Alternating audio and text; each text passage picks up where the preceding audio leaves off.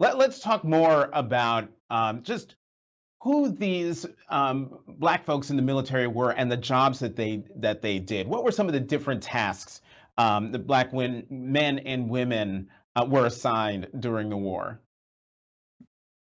So one thing that's important to remember is the entire military is segregated in World War II. At the start of the war, the Marine Corps doesn't allow any black men or women to serve at all. It's not until a couple years into the war that you get the Montford Point Marines, the first black Marines in the Marine Corps. Within the Army, by and large, black troops were not allowed to participate in combat or in infantry units. Later in the war, there were a number of black units that participated in combat. But generally speaking, the more than 1 million black Americans who served in the military, in the Army, they were in supply and logistical roles. And so they played really important roles behind the scenes in terms of loading and unloading ships, driving trucks, clearing jungles, building runways, a lot of the kind of grueling, backbreaking labor that isn't glamorous. It's not the kind of stuff that shows up in Hollywood films, but it was the really vital work that helped to win the war. Within the Navy, initially, black men and women are only allowed to serve, black men are only allowed to serve as mess attendants, where they'll essentially wait on and serve white officers.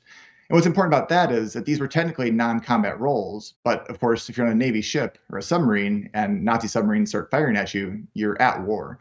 And so some of the greatest heroes from World War II among Black Americans were mess attendants. So folks like Doris Miller from the Battle of Pearl Harbor, even though he wasn't trained on his ship's machine guns, once the battle started, once Japanese bombers started bombing his ship, he went above board, grabbed one of the guns, and started firing back at these Japanese ships. So what's inspiring about the stories of black service during World War II is the military did almost everything they could to try to denigrate black patriotism and black service.